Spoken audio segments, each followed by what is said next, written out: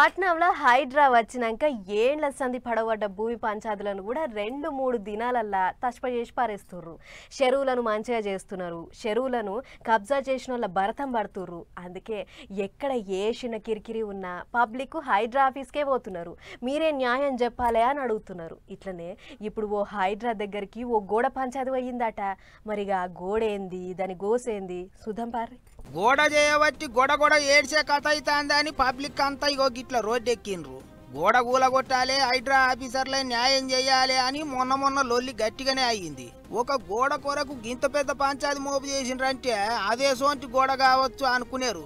గింత పెద్ద లొల్లి అయినాక దాన్ని ఎట్లా ఉంచుతారు ఆఫీసర్లు? కూలగొట్టిండ్రు. మేడ్చల్ జిల్లా Mallampet outer ring road exit కేంచి బాచ్పల్లి చౌరాస్తా మీదకి పడి ప్రగతి నగర్ కు 3 కిలోమీటర్లు. కానీ గా బాట మీద ప్రణీత ఆంటిలియా గేటెడ్ కమ్యూనిటీ వాళ్ళు అడ్డం గోడ కట్టి ఇన్నోదులు ఆగమాగం చేసిండ్రాట. గా గోడ చేయబట్టి 3 కిలోమీటర్ల తోవ 8 కిలోమీటర్లు అయ్యి పబ్లిక్ పర్షాన్ అయ్యిండ్రాట.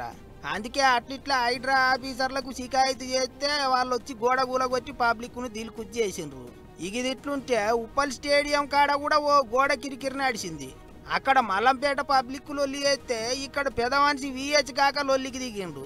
ముచ్చటేంటిదంటే ఉప్పల్ స్టేడియం కున్న 6వ గేటు 7వ గేటుకు అడ్డంగా ఓ ప్రైవేట్ కంపెనీ వాళ్ళు మనుషులు తిరగ రాకుండా గోడ కట్టినరాట. అడిగితే జాగ మాదే అంటున్నారట. గోడ కడితే పబ్లిక్ స్టేడియంలోకి ఎట్లా పోతారు, బయటికి ఎట్లా వస్తారు అని పెద్ద మనిషి గట్టిగానే గరం అయిండు. ఇక చూడరు ఏమన్నాడో. ఐపీఎల్ కి ఎట్లా వచ్చినట్టు పిల్లలందరినీ పిలిపిస్తా, అందరు కలిసి కూడా హైదరాబాద్ క్రికెట్ అసోసియేషన్ ఎవరైతే క్రికెట్ అభిమానులు ఉన్నారో అందరు వస్తారు. ఒక యుద్ధమే.